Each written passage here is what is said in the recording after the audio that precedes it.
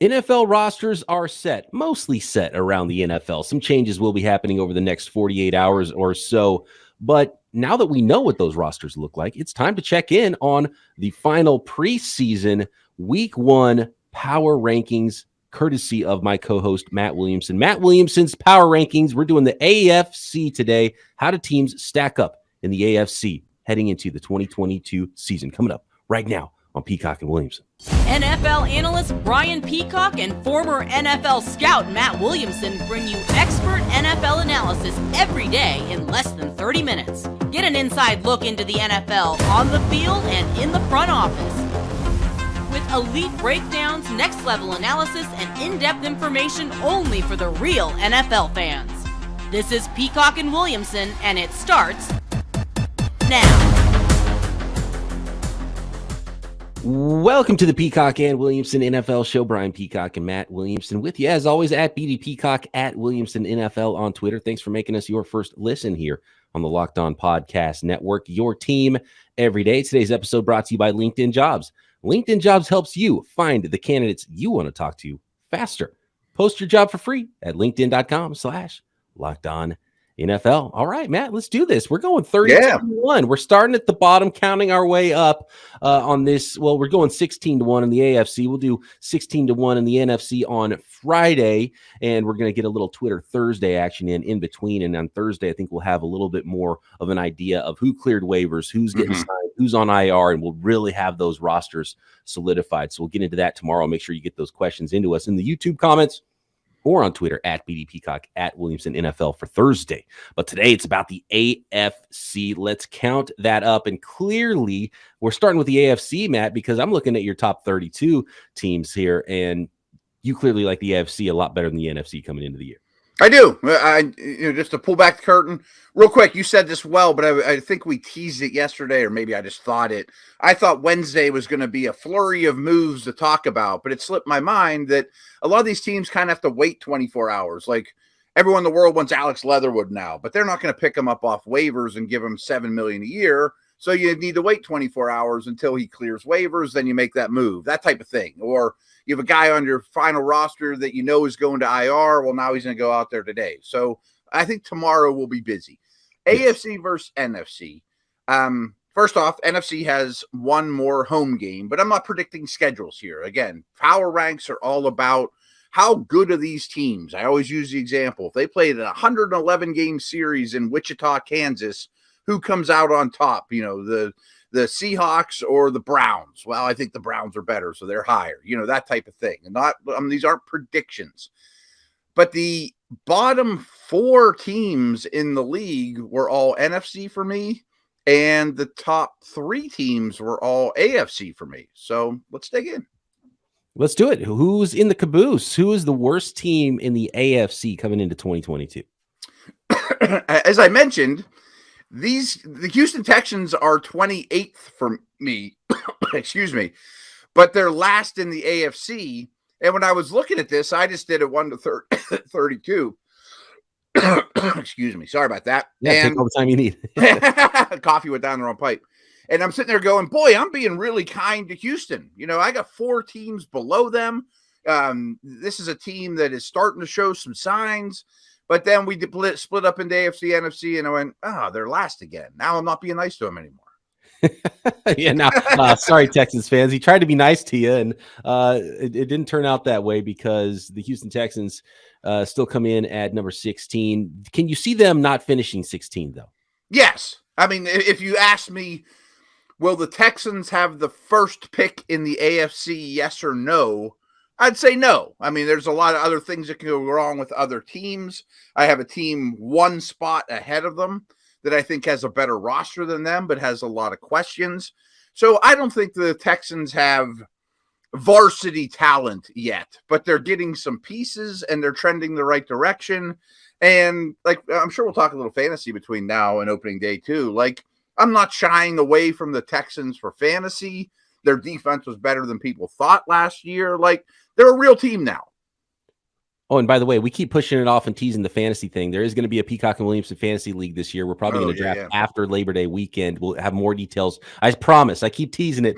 We'll actually give you the details how to join the Peacock and Williamson fantasy league on our Twitter Thursday show tomorrow. Looking at the next team in the AFC at 16 or 15, it is the New York Jets. And roster-wise, there's a lot of talent, but we just have to see how this comes together. And there's still question marks at quarterback.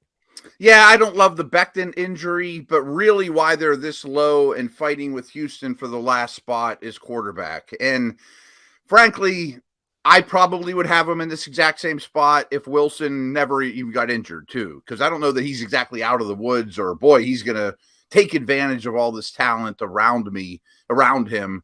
Are you on the same page there? I know there's only one spot between these guys and the next AFC team, but I really think they're the only two in contention for last in the AFC right now. I mean, there's so many things that could go wrong with a lot of teams, especially if a quarterback goes down here and there. And maybe for the Jets, maybe Joe Flacco actually plays really well. And there's like, okay, we got a veteran NFL quarterback. We play well for a few weeks. And then, Zach Wilson comes back and with a new perspective and he has a year two bump. I could see them winning a whole bunch of games. And I could see, some other teams, things don't go well. Like what if Trevor Lawrence isn't good for the Jacksonville Jaguars? They're a bad football team, right? Or what if he gets hurt? And so I think there's still enough teams where I wouldn't put those two, but and even the Jets roster, they're a year ahead or a couple of years ahead almost adding talent over Houston. So I still think Houston clearly just roster top to bottom has more work to do, but that doesn't always equal wins and losses. 100%.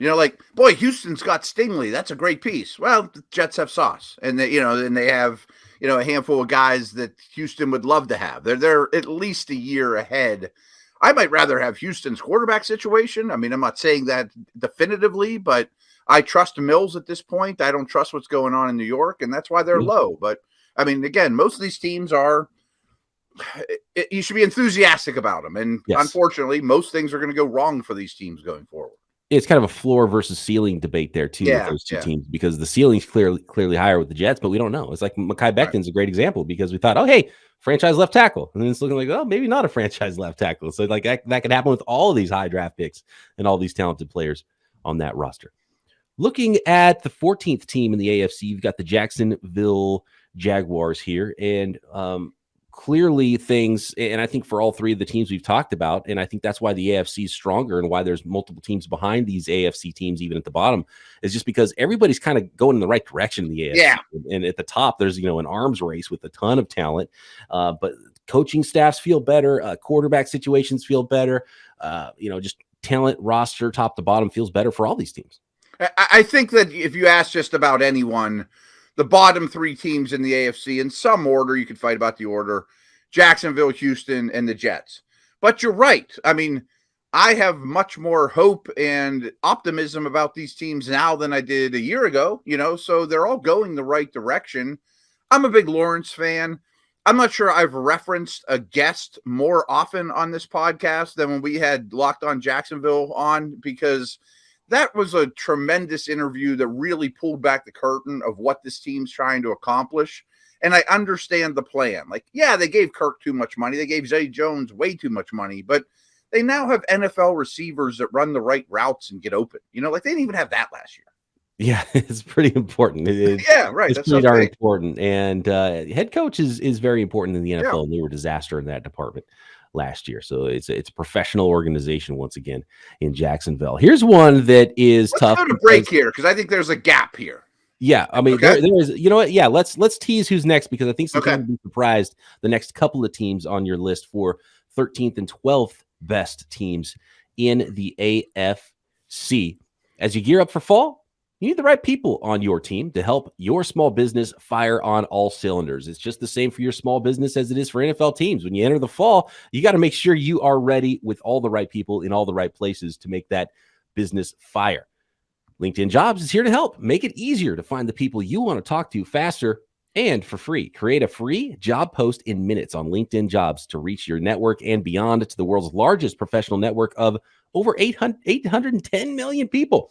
Then add your job to the purple hiring frame to your LinkedIn profile to spread the word that you're hiring so your network can help find the right people for you to interview and hire. Simple tools like screening questions make it easy to focus on candidates with just the right skills and experience. It's why small businesses rate LinkedIn Jobs #1 in delivering quality hires versus leading competitors. LinkedIn Jobs helps you find the candidates you want to talk to faster. Did you know every week nearly 40 million job seekers visit LinkedIn? Post your job for free at linkedin.com/lockedonnfl. That's linkedin.com/lockedonnfl to post your job for free. Terms and conditions apply.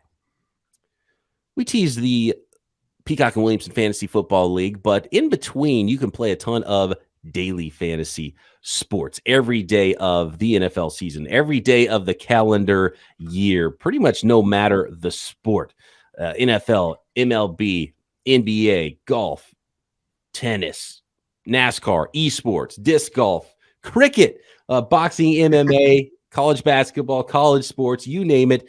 You can play daily fantasy sports at PrizePicks, and it's super easy and super fun. All you have to do is pick 2 to 5 players, and if they will score more or less than their PrizePicks projection, then you can win up to 10 times your money on an entry. For example, you want to bet on how many passing yards Patrick Mahomes is going to throw for in week 1. You go to PrizePicks, you find out what their projection is. If you say, oh man, he's going to throw for 400 yards, he's going way over that projection, there you go. And you can make up to 10 times your money on an entry. No competing against other people. It's just you versus those projections that are available.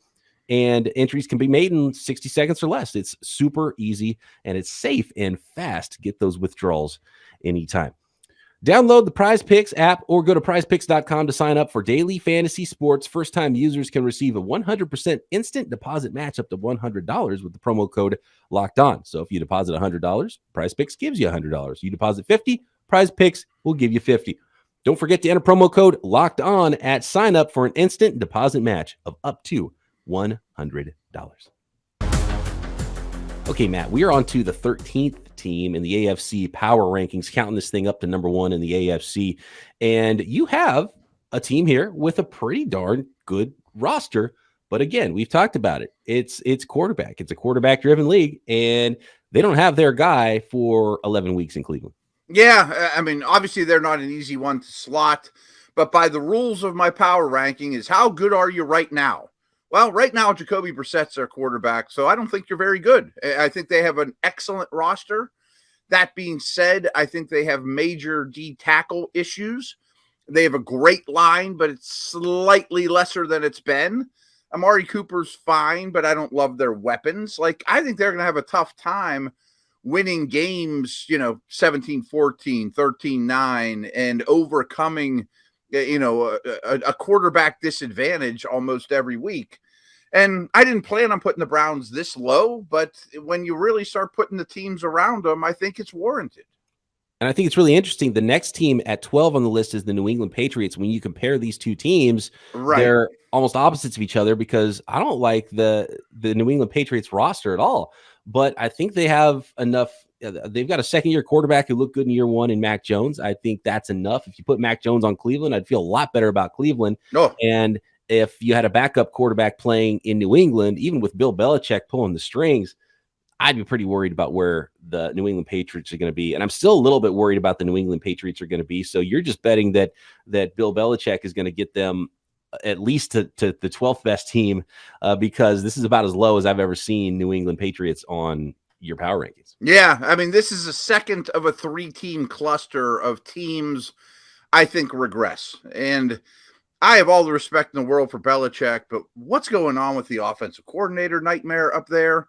I like Mac Jones an awful lot. Like you said, if he was the Browns quarterback and on day 1, they'd be much higher here. They'd probably be 14, something like that. But I don't think Jones can elevate a not-so-great roster. I mean, everything you hear out of New England is this is the worst offense I've ever seen. I'm sure Bill will get things right. I mean, again, but I just don't think this is a very good football team.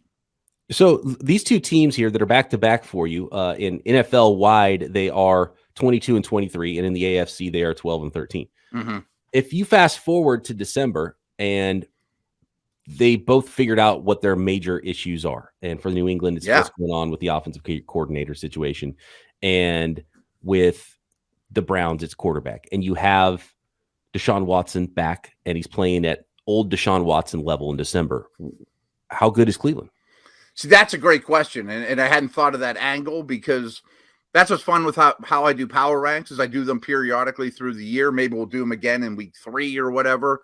But my hunch is New England and Cleveland, especially New England because of Belichick, probably will be higher in December. They'll figure out their warts and put on some wart removal and figure that stuff out. And the Browns, you would hope by the end of the year, I just think it'll be too little too late, will start to show signs of what they can be on the field with Watson. The next team coming in at number 11 in the AFC on Matt Williamson's power rankings is the team who was the 1 seed in the AFC last year. Looking at this team, it's not that different. So why the 10-team drop from the finish last year in the regular season for the Tennessee Titans all the way down to number 11 in the AFC? I think this is my most controversial take in that, I am out on Tennessee, New England, and Cleveland as contenders this year. I mean, I'm almost certainly going to bet the under on all their win-loss totals. And I just think Tennessee's too fragile for me. I love their coach. I love their defense. They have a culture and a toughness that I respect to no end. But they really weren't a 1 seed. Sorry. They weren't the typical 1 seed. And I just have a really hard time counting on Henry, Burks, Woods, and Tannehill to give me quality snaps for a long stretch. And their O-line isn't close to where it used to be. I think this is going to be a very low-scoring offense. There's a really tight grouping of teams here. And so you could probably talk These next 3 are all the same. Yeah, so we've got Tennessee 11, Las Vegas is 10, Miami 9, Pittsburgh 8, and they're all right in the row in the NFL. There's no NFC teams in between those 4 teams as well. So this is the middle of the AFC essentially. These are the teams that you think are going to be maybe on the outside looking in of the playoff scene, but have an opportunity to get in. Things go right, they could be playoff teams. Things go wrong, they could be drafting in the top 10 of the NFL draft. And there's no 500 teams anymore. They're 8 and 9, 9 and 8. How did you differentiate these 4 teams? And I'll just spell it out here. It's Pittsburgh 8, Miami 9, Las Vegas 10, Tennessee 11. I felt pretty comfortable putting Tennessee 11 out of those 4. Okay, so maybe even a gap between Tennessee and Las Vegas. Maybe, because I think those other 3 are very, very similar. Of course, I'm a homer, and I put Pittsburgh the highest of the 3.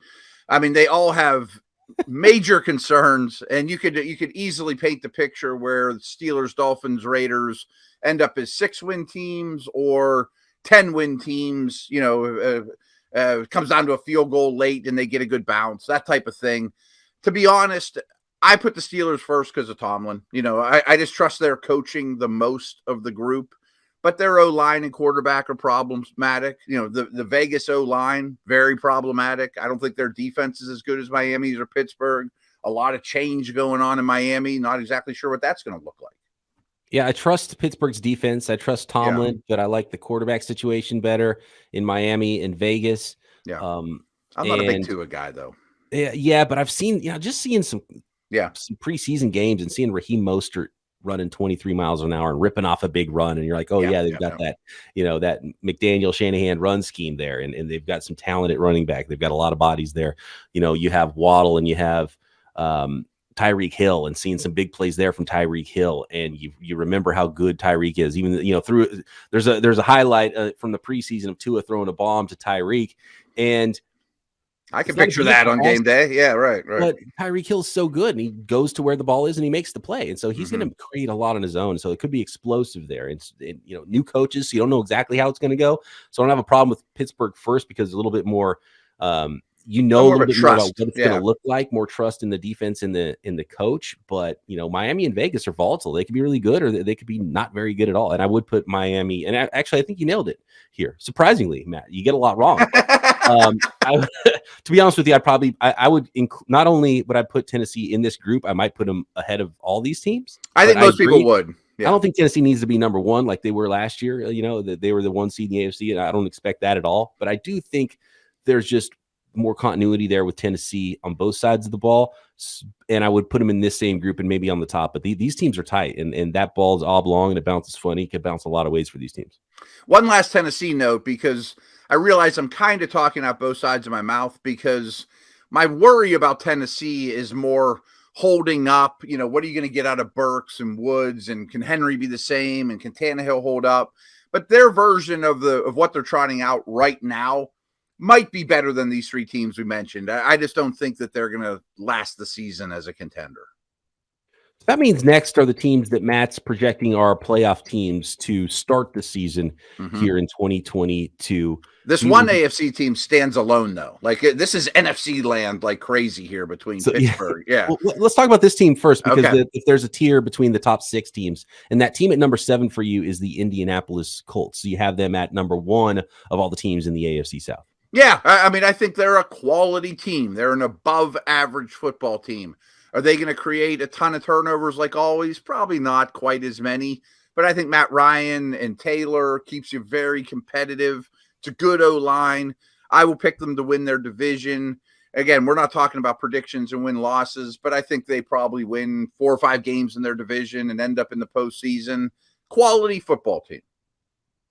Next, the top 6 teams in the AFC, according to Matt Williamson. If you're living paycheck to paycheck or struggling to make ends meet, it can be really stressful when unexpected expenses come up. Now, Dave can help and maybe get you out of a pinch when you really need it. Get some help from your future self. Dave is the banking app that can help you get $500 up to $500 instantly with extra cash. That's more money to pay some of those bills. Maybe you need to fill your gas tank. Maybe you need to buy some things for your side hustle to make future cash for your future self. So allow your future self to help current self to help your future self again, right? This is a nice relationship with your future self. You can finally tackle all those expenses that have been stressing you out without any hangups. There's no interest, no credit check needed. Millions of people have already downloaded the Dave app to get financial relief they need with extra cash. So if you're in a pinch, need some extra help, download Dave and think of it as that helping hand from future you. Download the Dave app now from the App Store. That's Dave, D-A-V-E. Sign up for an extra cash account and get up to $500 instantly. For terms and conditions, go to dave.com/legal. Instant transfer fees apply. Banking provided by Evolve. Member FDIC. Number 6 in the AFC in Matt Williamson's Power Rankings. They've had a good defense. They've had a lot of weapons on offense. They couldn't figure out quarterback, and now they have with Russell Wilson with the Denver Broncos. See, from here up in the AFC, I think are Super Bowl contenders. I could write a pretty good novel of how Denver ends up in the Super Bowl. I mean, they need some things to go their way. Obviously, Wilson is just an unbelievable upgrade. I mean, the guys they've played with the quarterback since Manning are horrendous. Like, when Teddy Bridgewater is by far the best guy, I mean, it tells you all you need to know. And that in itself carries immense weight. They have weapons. But I don't love betting on a new coach, and I know everyone gets excited with a new coach, but I think Vic Fangio's absence hurts the defense. Right. Yeah. And I think they gain more in totality there with how much the offense will gain from Russell Wilson, but it's not nothing to lose a defensive mind as good as Vic Fangio on the other side of the ball. So that is definitely something to remember. But I mean, yeah, I think, and you've got all these 6 teams in the AFC in the top 10 of the entire NFL power rankings coming into the season. Right. And I have to agree. The Super Bowl team representative of the AFC last year was the Cincinnati Bengals, coming in at number 5 for you. Yeah, and Baltimore's right ahead of them. And I keep going back and forth in the North. Who do I like better? For predictions, I like Baltimore more than Cincy. And this isn't exactly scientific, but Cincy was like the healthiest team in the league last year, and the Ravens were by far the most injured. So that's predictions. Chances are those are going to approach each other in the median there a little bit more in the middle. But I feel bad putting Cincy at 9 because the version we're going to see in week 1, pretty darn good. I mean, yeah, they were the Super Bowl team in the AFC. Right, they weren't that far off from winning the Super Bowl, and they got better. Right. Their secondary's better. Their O-line's better. I mean, that's crucial. It's not, going to Russell Wilson, but it's a really nice step up. Part of me still doesn't trust the coach. And I know that sounds crazy at this stage. Like, I feel like the best thing that happened to this coach was, Joe Burrow falls in their lap and now Joe can just be the leader of the team. I mean, maybe that's too harsh. When I trust Harbaugh more than I trust, the Bengals coaching staff.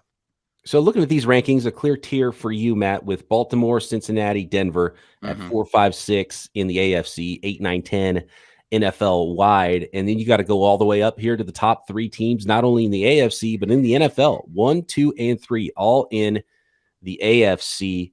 And the number 3 team is those Los Angeles Chargers. Yeah. It seems a little rich to have them at the very top as basically a tier 1 team. And I definitely am much more confident in the Bills and Chiefs. I mean, their recent track record, Andy Reid, Mahomes, I mean, is very, very strong. I think the Chargers might have the NFL's best roster. I hope Brandon Staley learned a lot about being an NFL head coach in year 1. Herbert, to me, is on the Allen and Mahomes track.